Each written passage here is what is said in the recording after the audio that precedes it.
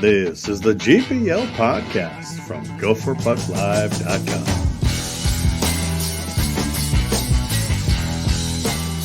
This is a 10.8% beer. Danker, hop beer.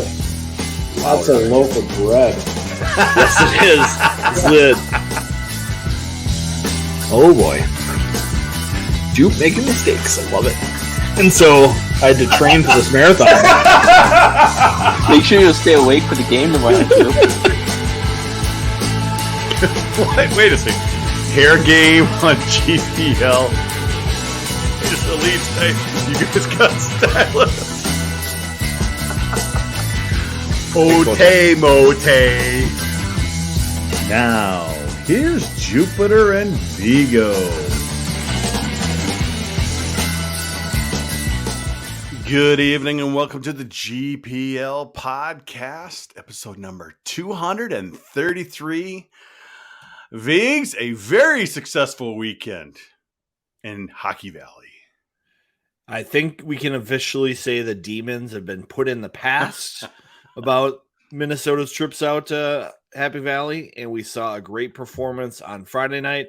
I think there were a couple things on Saturday I didn't like about the Gophers game. And it brings up a few of those nitpicky worries. But again, at the end of the game, guess who comes through with key plays and takes advantage of their skills? Matthew Nyes. And that's just the magic this team has this year.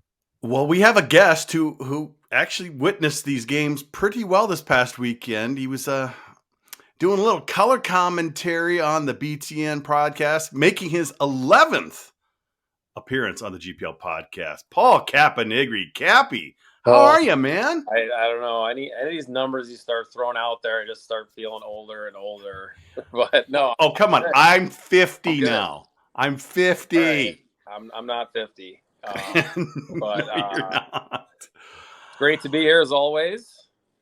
It means it's Buckeye time. And you guys can talk to me as much as each other about last week's games because I might actually know them a little better than you. You probably do. Because, I got this. I don't know if we'll be able to hear this. I got this from after the overtime win of basically your description of what just happened. Wow, we just got finished. Yeah, I didn't understand that quote because I didn't remember saying that. I loved it. I mean, literally, you just got finished by the Gophers. Yeah, but that's not what it meant, but you can use it. I'm just going with it. It was something about Nyes and talking. We had just finished talking about Nyes, right, or something. Mm-hmm. You were, actually. Yeah. And actually, Viggs, I was surprised that he was out there because there was a short shift in between, but he was out there a long time. And even Cappy you saw that kind of semi break that he had. He was pretty tired, Viggs, but short rest and then right back on. Yeah, and he just needs that little bit of space where he can get that big body to protect the puck and he can make magical things happen out there. I think he's talked about that over the year, how he's learned how to use his knees, how to use his hips, and how to use his shoulders to create separation, protect the puck. And it's just that maturation of a hockey player. And he's basically like an NHL body now playing NCAA hockey, and he understands how to use that body right now. Well, before we get into that Saturday night, Viggs, your thoughts on the 7-2 victory Friday night. I think even Cappy was saying that they were telling him that they tried to play the Gopher style and it just didn't work out too well for them. Yeah, Penn State, they survive on pressure and getting in transition. And when they don't put pressure on the other team, they get in trouble. And Minnesota had plenty of space on Friday night, and their skill just leapt off the screen. You just saw players finishing, scoring opportunities. I mean, you look at that second period for Logan Cooley. This kid is flashing it all. He's competitive. He's got vision. He's got skating. He can pass the puck. He can shoot the puck. I think he's exceeded all expectations I had for him this season. I was a little nervous. Him coming in, playing center, being top billion player, he's delivered this season. And Cappy, he doesn't shy away from the physical play either. We saw that play when Fish came into the zone with the puck, and obviously the whistle blowing, he gets knocked over. Cooley is right in his face, causing trouble, getting penalties, and actually getting an extra penalty, a 5-minute major after that when they face mask a little bit. So he's not afraid to mix in some physical stuff too. Excuse me. No, and that's not even the play that you guys mentioned that, or I saw like people talking about that one on Twitter and stuff, and that's not the play I remembered. I mean, that's a great play that he comes in there, but it's I remember the first period. I think it was the second period, but on Saturday they weren't playing well. You could tell it was just like Penn State gets the early goal. You knew Minnesota wasn't going to be, they're not going to come out and be dominant again that night. It's hard to do that. But he threw a check on Tyler Paquette, who's probably the biggest Penn State guy, right in front of the bench. And, he went out of his way to do it. Like, it wasn't like he had to do it. And it just showed like he was pissed off, quite frankly, at maybe the start of the game. And you just saw his competitiveness come out even more there. And I think that's what maybe an NHL, his Arizona scouts would be like, that's what I love to see the most. He didn't do anything dirty or anything. He just was like, okay, I'm going to bring something else. I'm going to try to get this team going by going after arguably their biggest player and finishing a hard check on him. Viggs, I mean, you kind of talked about it.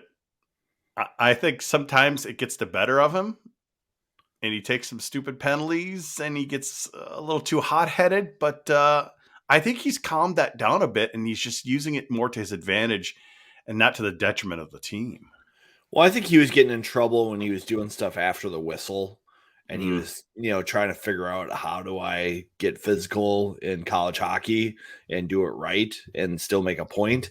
And he's now finding ways to do it in the pace of play and, deliver hits like Cappy said, where he's finishing guys along the wall or, being a little bit harder in the corners when he's winning pucks.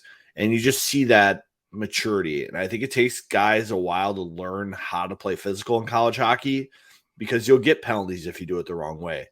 I think we saw that with Sampo Ranta when the coaches were like, hey, Sampo, we need you to be more physical. You're a big body. Go out there and do that. And he would just, run guys. He would take bad hits. He'd take the body that take him out of play too far. And so I think it takes a while for guys to figure out, how do I make that kind of impact in the game? So a big period, Viggs, Friday night, 5 points, a goal, and 4 assists. It's not like the other guys did bad either. So obviously Cooley, nice. Duggarud's the big talk. I'm a little worried about some of the other lines, like the Nelson line. They haven't contributed offensively as much lately. Yeah, it definitely seems like they're taking a little pressure off when they're on the ice. When they're playing really well, they're all connected. Mm-hmm. They're applying the forecheck where they just seem to be in sync, where they get on top of pucks almost immediately. They place pucks where their line mates can go and continue to apply pressure.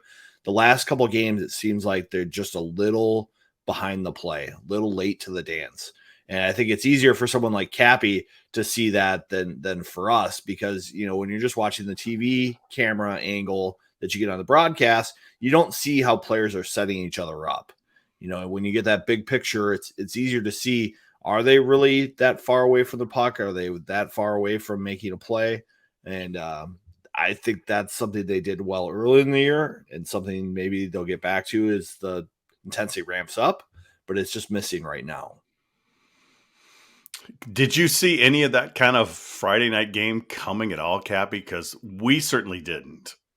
Well, okay, maybe. I think they I don't think they played well either game last week against Wisconsin. So, and I thought, and Viggs, you were there at least. Like, Bob doesn't say much in his press conference, or at least he didn't this week. But the one thing he did say was that, hey, maybe the coach has the room back a little.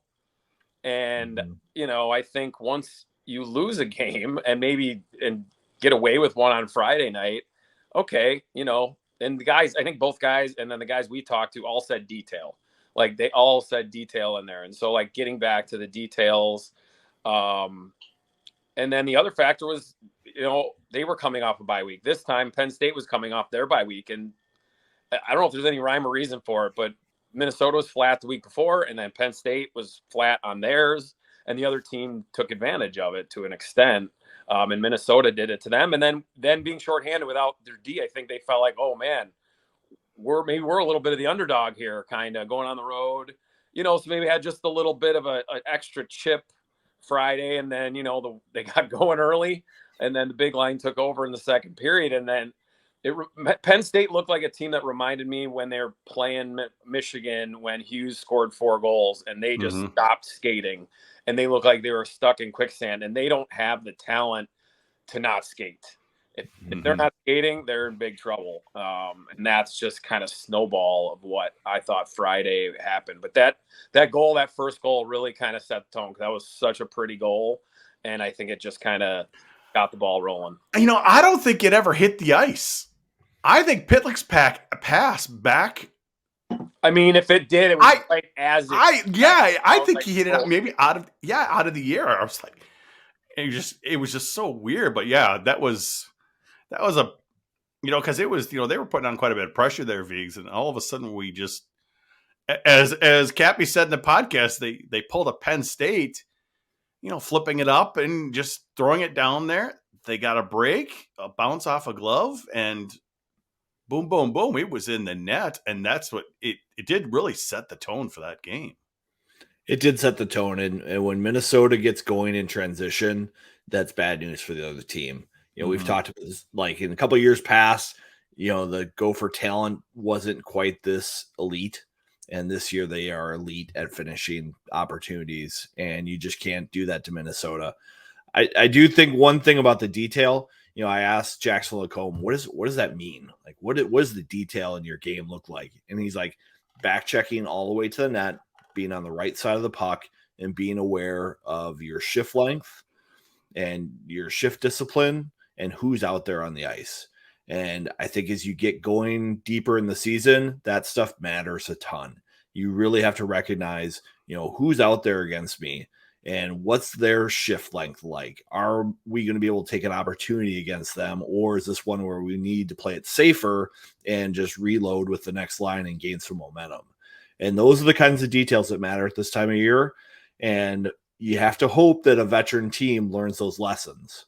And Minnesota hasn't done that in the past. And I worry about that in a one and done type game, because there's so much buildup right now. This team is focused on Frozen Four.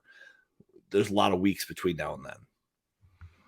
Cappy, Saturday night, Penn State came out, played much better, played obviously a better overall defensive game. We're actually outshot by Minnesota. So they really changed up their game to keep it close. Yeah, I think at least like the first, obviously getting the goal early helps. Yeah. You score like that, the crowd's in it. I just thought also, okay, you lose 7-2 Friday at home. You're going to get a better effort from them. Yeah. And then I don't care how good you are. You win 7-2 Friday and everything's going well for you. It's going to hit you a little mentally and have you just not as crisp to start a game for Minnesota. And I didn't think they were horrible, but you see something Friday, you're like, oh, maybe it'll just happen again. No, that's, it's not going to come easy. So kind of, those two kind of colliding, one coming down from such a great effort and one coming up, I thought it was a somewhat even game. It was first half of it, at least. Yeah, Penn State, I don't know, because, 2 weeks before against Ohio State, I think Ohio State outshot them both nights or kept them under 30 shots or right around 30, which is that's just wild, even when it's a road series and they're not keeping their own shots. But yeah, I don't know what's happened lately, but they have not been stringing the shots together. They're taking those first shots like normal, but they're not getting that second and third one like what they've done, and then get the pressure in the zone, get the defensive team running around out of position. That's where they get into their bread and butter type of deal, and they haven't been able to do that recently. I think in that sort of second and third periods, on Saturday night, Minnesota was really building. They started taking over the game. And then, a defensive lapse is what you could say. I know Moscow was not happy about giving up that 2-1 goal after playing so well since that, first shot of the game that they allowed in. Yeah, you're not happy about that goal because it's three players all making critical mistakes. You have a defender behind the net who's mishandling a puck. You have a defender who's trying to keep the puck from coming out to the front of the net, and they're not able to do that. They don't pay enough attention to make a skilled play and block that puck. And then you have a forward who's supposed to be protecting the net who's not even close to his check. And when you have three players all miss critical details at the end of a game, that's going to frustrate a coach. I think the other thing about Saturday that I think frustrated Bob was they missed the net 21 times out of 71 shot attempts. They had 17 shots blocked. That's just not mentally being engaged in the game. And I think that was frustrating for him to see that kind of stuff happen. And, they're not all going to be Picassos, but sometimes when you don't have your A game, you want your team to be a little more disciplined, committing to the ground game and just controlling it rather than leaving it for a toss-up at the end like they did on Saturday. But then Mr. Nice shows up, Cappy, and gets a nice feed. Snuggerud just comes around the net, feeds it across, goes off a skate. No bodies on on Nice. He buries it. And then they get the overtime winner from Nice after Cooley spins behind the net, comes back, comes around, spins again, and like you said, was like Cal McCarr coming towards the net, and he was like, I'm just going to dish it off here. So then the show began, and it was kind of neat. Yeah, that spin was, almost exactly the same. It was.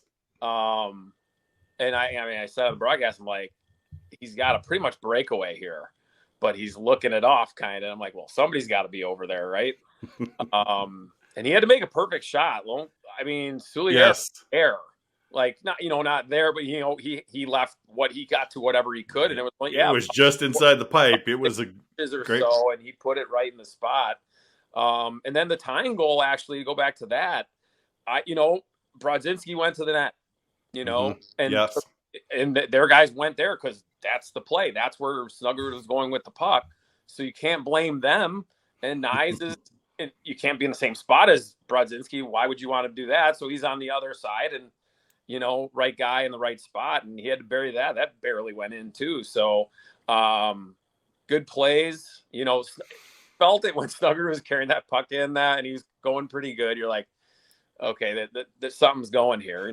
It doesn't always work out, but you're like, okay, they're in a good spot here.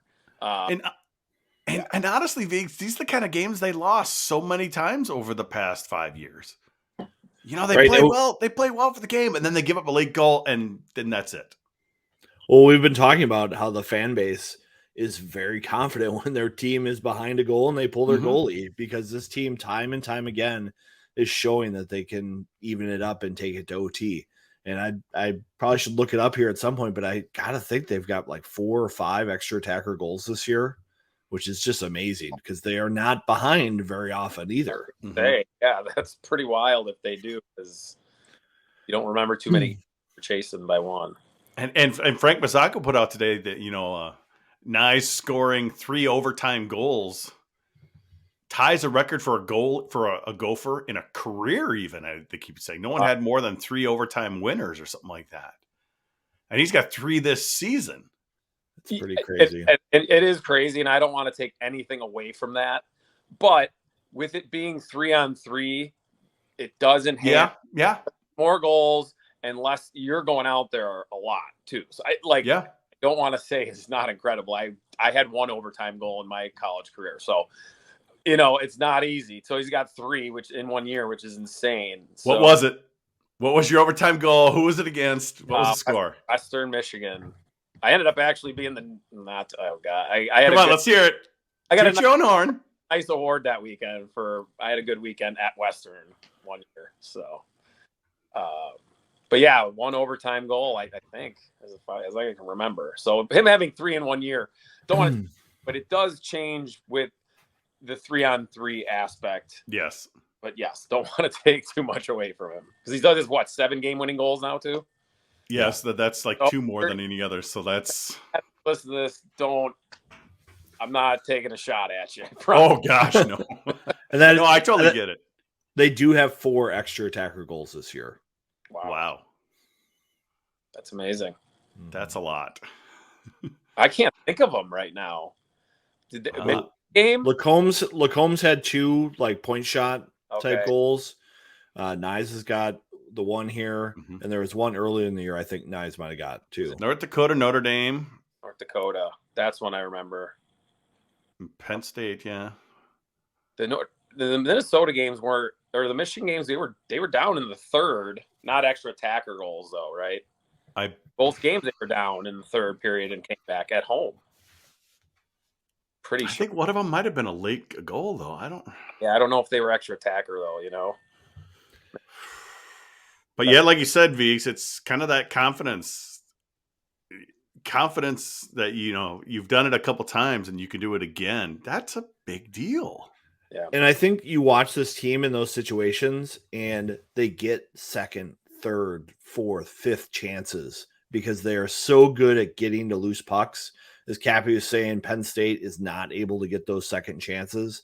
This Minnesota team, they just figure out how to get in the right spots to win those second chances. And, Bob's a big baseball guy. And he's like, if you give a team extra outs by making errors, you're going to get in trouble.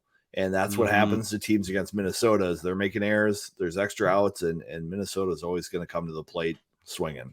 I think that's the part with the details. Another part with the details is I felt like on Friday night they came back to the front of the net really well on their back check. And then so when Penn State got that first shot, they were there to either get it out or take it and go. And it wasn't giving Penn State that second and third shot where they can build momentum on that shift and, get you in trouble. Do you think Minnesota took offense by a few people saying they can relax, that they were already champions by the night before, Viggs?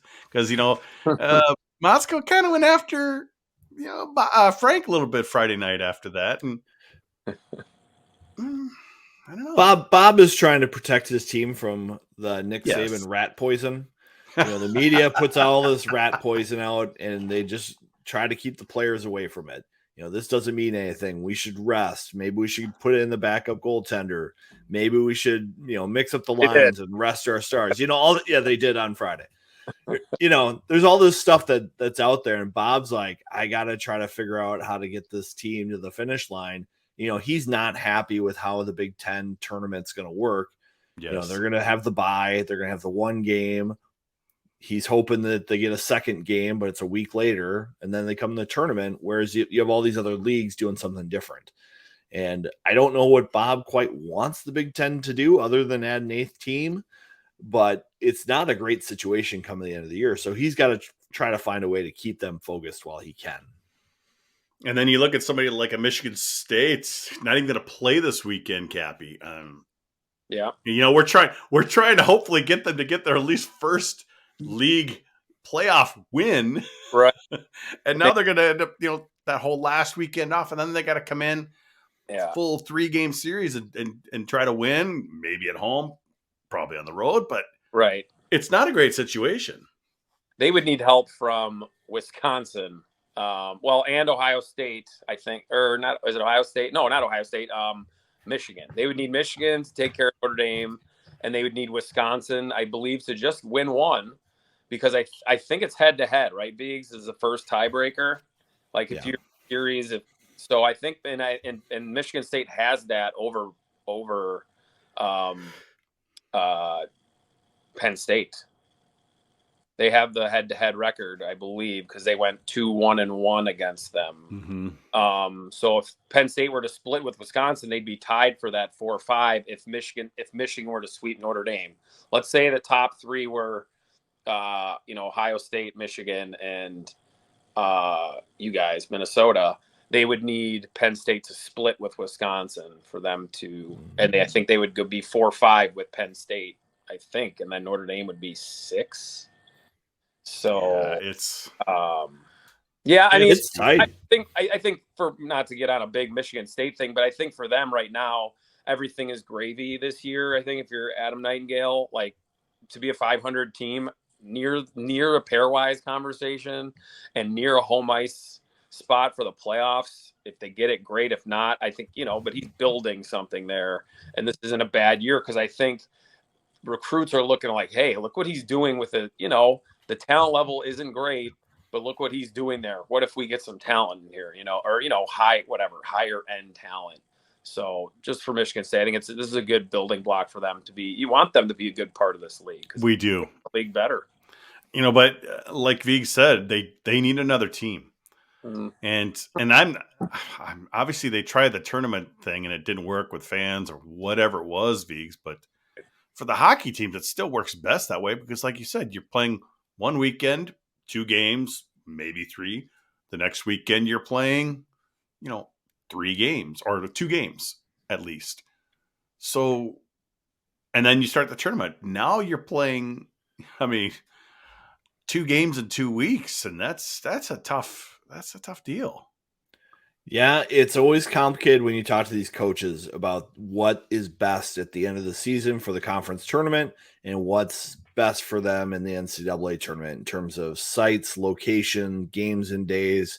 Because if you're the underdog, you want that neutral site, dead atmosphere, maybe with a chance to get a bid. If you're the team that's always on top, you'd rather play at home and do whatever it is to get you through healthy and maybe sell some tickets.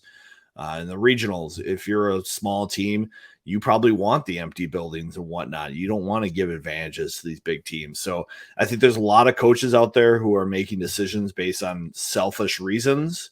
I think if you are looking is what's best for the college hockey player and what's best to prepare them for the tournament, it's to have the rigor of a couple games, before heading into the NCAAs. It's not good to sit at home for the next 3 weeks. Maybe one of those weeks is okay, but not 2 out of 3. Well, what do you think, Cappy? What changes would you like to see? Well, that's what could happen. Say, with the top 4 are looking pretty solid in the NCAA tournament, right? So, say Penn State ends up on the road. Say they split with Wisconsin. They end up at Michigan State. Michigan State beats them. They're in the tournament, and they got to sit around for 3 weeks, pretty much. There'll be 3 weeks between games. If Minnesota somehow were to lose the semifinal, they're going to play in 3 weeks. For me, and there's a lot of logistical stuff, and then you got to think about enough time between games. But for me, maybe I would go. You have 2 weeks, squeeze it down to 2 weekends. You play your best of 3. Maybe you start at Thursday. You do Thursday, Friday, Saturday, if necessary. And then the next weekend, if you want to keep it on the sites, you go Thursday, semifinals, and then Saturday. So there's a day of it goes chalk, and it's Minnesota. And right now, I think it'd be Ohio State right now, who's second officially. Mm-hmm. Ohio State would travel on Saturday, Friday, the day off, and play Saturday against the Gophers for the championship. It's not perfect, but it's at least this 3 weeks. I too drawn out. I hate it. It's too drawn out. And people argue at the time, we're screwed with basketball. We are right in the heart of all the basketball with all the NCAA tournament, the Big Ten tournament, and then the NCAA tournament is Big Ten championship weekend. So it's not going to matter. Your ratings aren't going to go much down. Your attendance shouldn't suffer, I don't think, because it's either, it's going to be there or not, to be honest, whether it's Thursday or Friday for the semifinal. If you squeezed it down, I just think the 3 weeks hurts us. It does. So I'd like there at least to be a discussion maybe, but I don't know if that'll happen. But obviously everything would change if you got 8 teams. But even then, I'd still want to see it in 2 weeks. Yeah, nothing really changes. A team just doesn't get a bye. That's all. But they would still need to change. But Minnesota would be playing the next. True. And they're playing 2 games minimum. And True. then they'd have 2, then 1 and 1. So at least, you're keep continually having games. Yes. And it doesn't hurt you to just have one game and one game because you're still playing and, but you're getting a little more rest time. It's the end of the year. Your bodies are beat up a little bit, but you're continuing to play and play. So, say Arizona State was in the league this year, they'd probably be 7th or 8th, the way that Pairwise has them right now, whatever. And Minnesota would be playing either Wisconsin or Arizona State in the first round. So I don't know. I wish I would be happy to go into these conference meetings or anything, and even if I'm not worried, just to spitball ideas. I say the same thing about NHL and their salary cap that is so anciently pathetic. I'm like, let's start being flexible. Let's go in a room and spitball ideas. I think that's what Big Ten, needs to do with the coaches and get Red Berenson in there. See what get people in there with ideas, and the more you put out there, you might find something that sticks to the wall. Well, hopefully they'll take a look at it, Viggs. Well, Bob said on his radio show this week that the coaches have talked about it and they have scenarios that they've talked through. He just isn't willing to share them. But I think all the coaches are frustrated, at least the ones who have aspirations to do well in the NCAA tournament. They are frustrated with this. Again, you have these coaches maybe who aren't aspirational to the NCAA tournament and trying to win championships, and they're just like, what's best for me, rather than what's best for that team when they've earned that shot, which is how I think college hockey should be organized. You should have leagues who say, how do we have our team be in the best position to win an NCAA title? Because that's what's best for our league, not my school trying to win one game. Right. But and that would be crazy. Who in the Big Ten is not thinking about winning national championships in the big picture? Yes, this year, certainly are. But you don't think Adam Nightingale now is on the side? Like, we need to get to that. We need to be where Michigan is right now in Minnesota. Tony Granato 2 years ago had one of the best teams in the country. Penn State and Ohio State aren't thinking, oh, let's just make NCAA tournaments. I guess that's true, and they think of it differently a little, but yeah. I think they're looking at it differently, saying what's our best chance to get a bid in the tournament, not what's the best way for us to prepare ourselves for the tournament. Their thing is, how do I protect my school so I get a bid?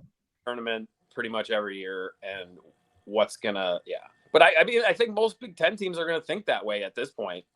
If you look at it now, if Wisconsin somehow turns it around and Michigan State's going where they are, where's the weak link in the Big Ten?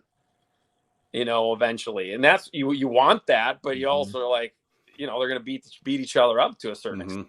But look at this year. I mean, you got teams aren't even over 500 in the league, and those teams are going to make the NCAA tournament without. I mean, I think Ohio State's at 99.8%. So I mean, you can stamp 4 teams pretty much. I'm not going to knock on wood a little. Minnesota thing of 0.001 2018.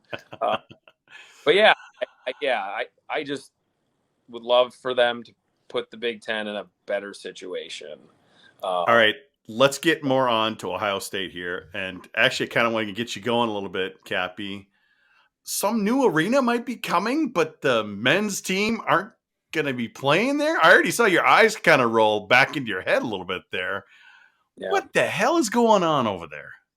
I mean, I don't know enough of the detail, but I mean, I have a pretty good source there that told, when you saw the article come out, you get new rank. But it sounds like, and even now, I mean, it's not even speculation. Like, he came out and said so much as right now, we don't know. It depends on really how much money they get, but it's not even that's to get it up. They're thinking like right now they have the money for 1,500 seat, maybe 2,000 seat place. And that if they could get more donors, more money, maybe they get it to 3,000 or so. And if they do that, then the men would play there against like when they get those small crowd. They wouldn't do that against the Gophers or Michigan or Penn. Late the second half, they get 8,000, 9,000 people in that building. It would be for like when they're playing Bowling Green in October and November. But it's more for the women. Yes, and then definitely it's practicing too. So I mean, it'd be a nice new practice facility. But I don't know. It's just to me, it's like the worst thing you could do. Like that it's like, hey, more donor money means more seats. So like all of a sudden, if they get 20 million from, oh, okay, we got enough for 6,000. Boom, that's the new men's rink. Like it could change. And he literally almost like pleaded that out and said, hey, well, our money we get. He did. This isn't like some hidden thing. He said this. At least the women are getting taken care of because their facility is an embarrassment. So that part is so good and so great for women's college hockey. But like you said, Vigs, they just can't do this. They've got to find those donors because it would be a foolish move. Well, it's basically something like once you make that investment, it's not like you can just all of a sudden change it and add another 4,000 seats to the rink if you change your mind. Right. I think you have to be forward thinking. You are in the Big Ten.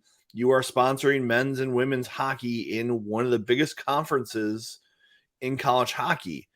This is your chance to make an investment. If you don't, you will forever be handicapping your program in a conference where it seems like everyone is making improvements. Michigan State has made a lot of improvements for the players. You have to think that they'll be making improvements to their rink soon for the fans. Yep. Minnesota, they're shrinking the rink. They're going to be improving the experience for the fans. You're going to have these new competitors coming in with like St. Thomas and Augustana. You're competing for players. If you don't take this opportunity and make that step and solidify your program, you are forever holding them back. And just to kind of get one last thing about Gene Smith, this is kind of being quoted as his last thing on his list before he leaves. And I'm like, well, then why wouldn't you want to push and get this one big, not even that big. You're talking about 5,000 to 6,000 seat arena. Mm-hmm. And you go off into the sunset and say your teams who you had the number one women's team the last 3 years and a men's team that's been top 10 to 15 pretty consistently over the last 7-8 years, gone to a Frozen Four, won a Big Ten regular season. Like, it's not going to get worse if you put something there. The fans do show up the last 3 games. If they get a good in the second half, you're going to have sellouts where people you're going to be getting secondary market tickets going for if you're a 5,500 seat place. You're going to be playing Michigan and Minnesota in February with Big Ten ramifications. I just don't see how you can't find that money for something that could be a 20-year investment.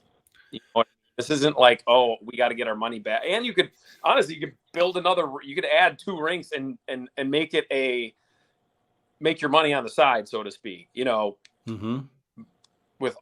minor hockey tournaments, all that stuff. So, that's all I got.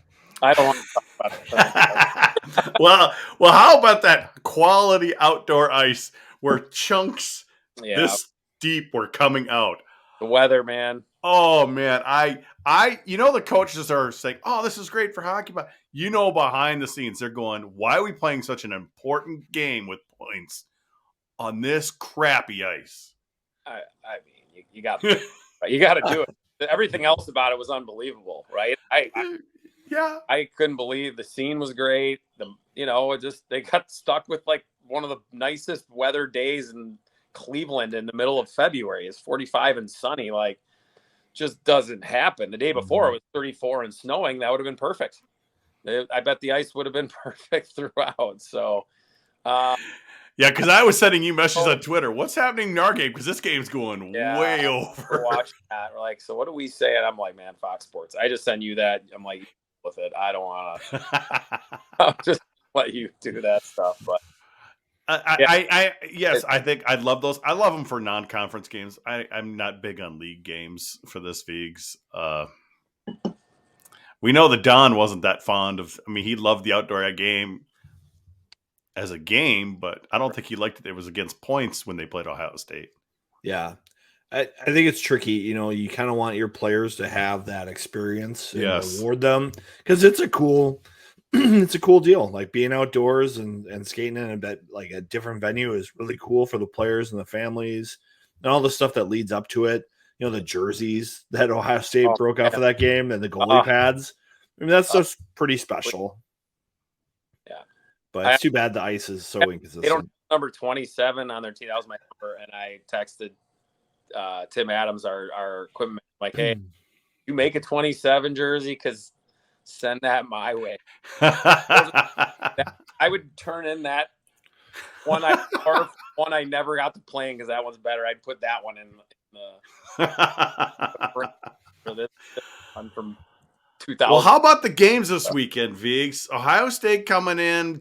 Both teams are still playing for, they're not playing for, Ohio State's playing for points. Minnesota's not, but Minnesota's playing for that number 1 overall seed. So any kind of victory against Ohio State just solidifies that even more.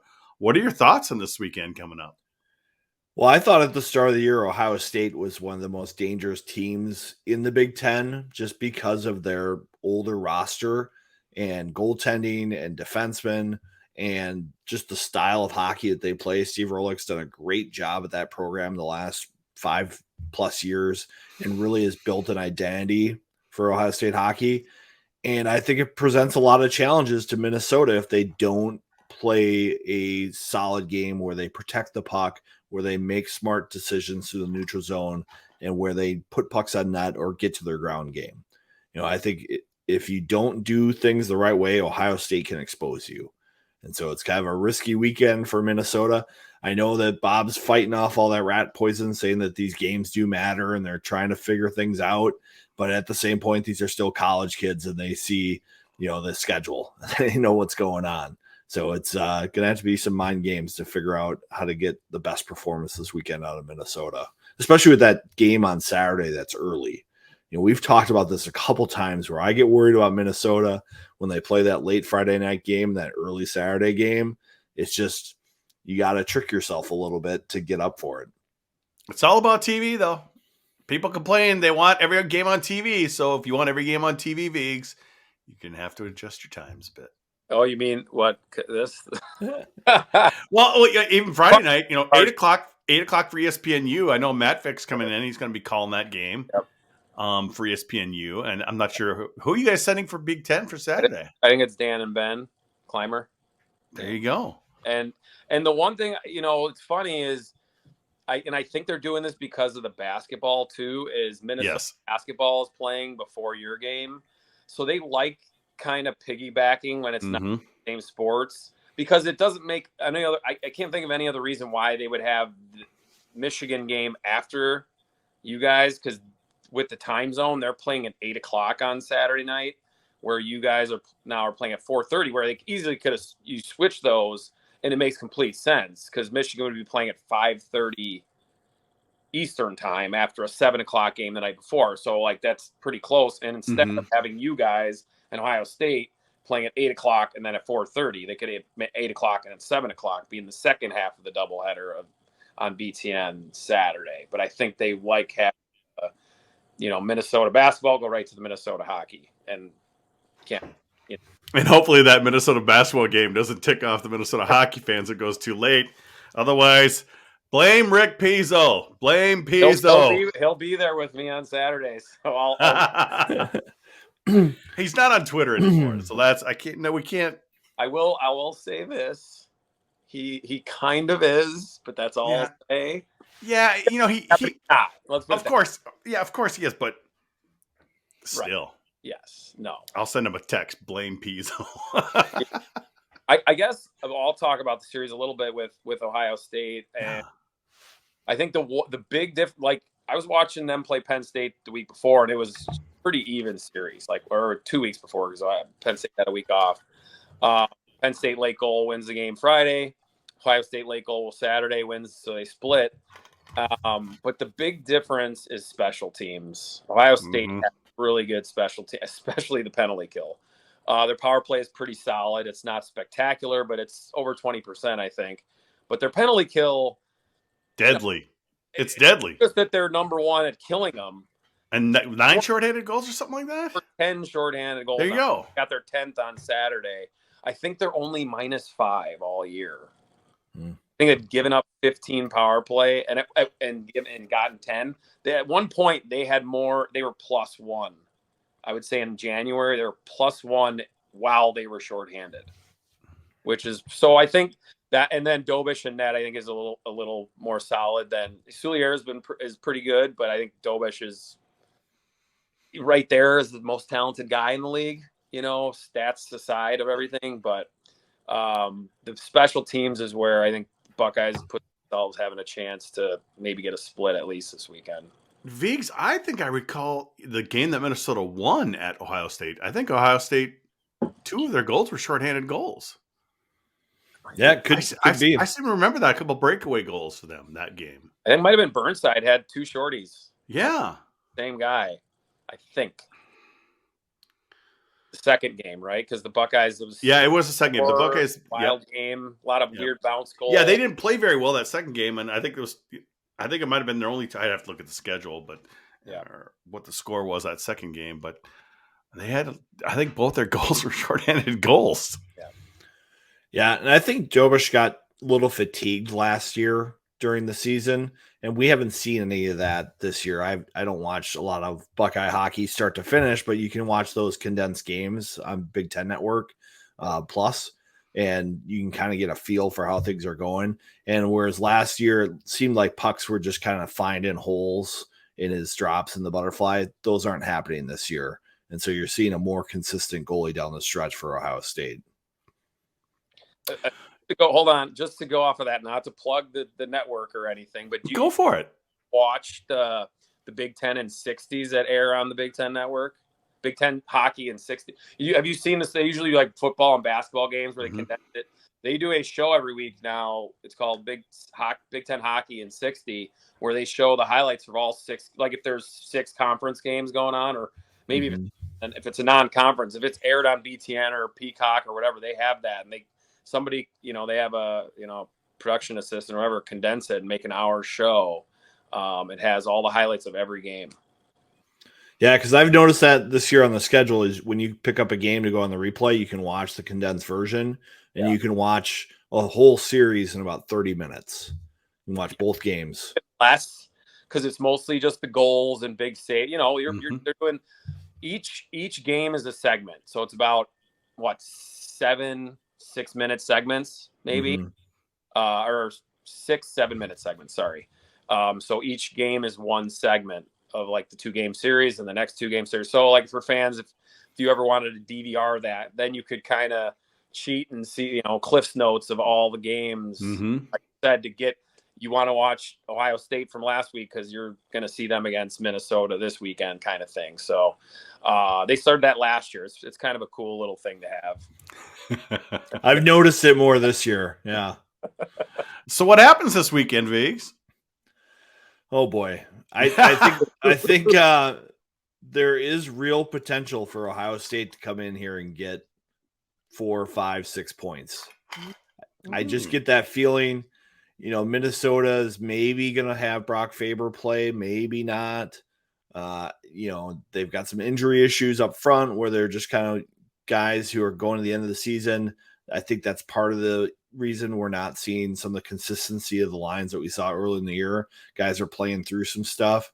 So I just feel like there just might be eyes ahead to that semifinal, and Ohio State can take advantage of that. And one thing that Minnesota has capitalized on this year has been power play goals. That first power play unit has been outstanding all year.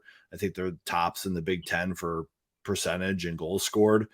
And they're going to get a challenge this weekend from Ohio State. And if they are trying to rely on that kind of stuff in one line, I have a feeling Ohio State can counter that. They can handle one line. They can handle power play stuff.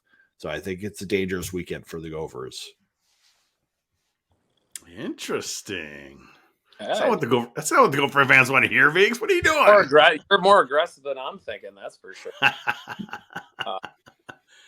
Yeah, it is interesting because Buckeyes are fighting for that second spot, and they'd love to have that.